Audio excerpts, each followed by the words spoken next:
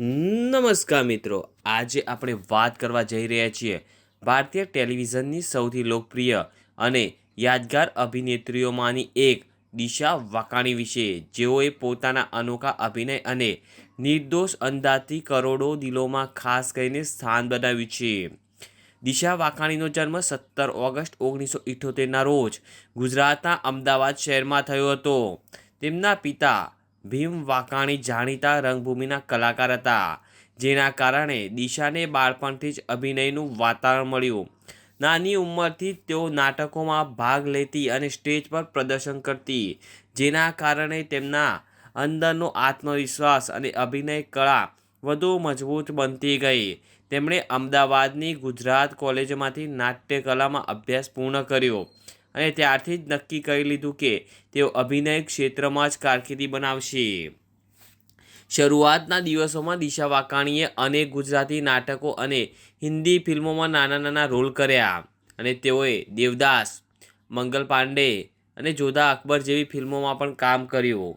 ભલે તેમનો રોલ નાનો હતો, પરંતુ દરેક પ્રોજેક્ટમાંથી તેમણે અનુભવ મેળવ્યો. સંઘર્ષનો સમય સહેલો નહોતો, પરંતુ તેમની મહેનત અને ધીરજ તેમને આગળ વધાર્યા. વર્ષ 2008માં તેમના જીવનમાં એક મોટો ટર્નિંગ પોઈન્ટ આવ્યો, જ્યારે તેમને લોકપ્રિય કોમેડી શો તારક મહેતા કા ઉલ્ટા ચશ્મામાં દયા જેઠાલાલ ગડા એટલે કે દયાનું પાત્ર મળ્યું. આ પાત્રે તેમને રાતોરાત ઘર ઘરમાં ઓળખ આપી દીધી.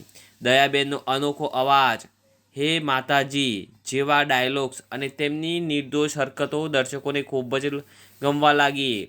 જેઠાલાલ અને દયાબેનની જોડી ટીવી ઇતિહાસની સૌથી લોકપ્રિય જોડી બની ગઈ. દિશા વાકાણીની લોકપ્રિયતા એટલી બધી વધી ગઈ કે તેઓ શોની ઓળખ પણ બની ગઈ. તેમને અનેક એવોર્ડ્સ મળ્યા અને તેઓ ટીવી ઇન્ડસ્ટ્રીઝના સૌથી વધુ પસંદગીની કોમેડી અભિનેત્રી બની ગયા. પરંતુ સફળતાના શિખરે હોવા છતાં તેમણે ખૂબ જ સાદગીભર્યું જીવન જીવી રહ્યા છે. વર્ષ 2015માં તેમણે મયુર ઉપાધ્યાય સાથે લગ્ન કર્યા અને 2017માં માતા બન્યા બાદ તેમણે શોમાં એક બ્રેક લીધો. ત્યારબાદથી તેઓ શોમાં પરત ફર્યા નથી અને તેમના ચાહકો આજે પણ તેમની વાપસીની આતુરતાથી રાહ જોઈ રહ્યા છે. દિશા વાકાણીની સફર આપણને શીખવે છે કે સપનાઓ સાકાર કરવા માટે મહેનત, સમર્પણ અને પરિવારનો સપોર્ટ ખૂબ જ જરૂરી છે. એક સામાન્ય ગુજરાતી છોકરીથી લઈને દેશભરમાં પ્રસિદ્ધ અભિનેત્રી બનવાની તેમની સફર ખરેખર પ્રેરણાદાયક છે. દયાબેનનું પાત્ર આજે પણ લોકોના દિલમાં જીવંત છે અને કદાચ એ જ તેમની સૌથી મોટી સફળતા છે. તો મિત્રો, આજે આપણે જાણ્યું દિશા વાકાણી વિશે.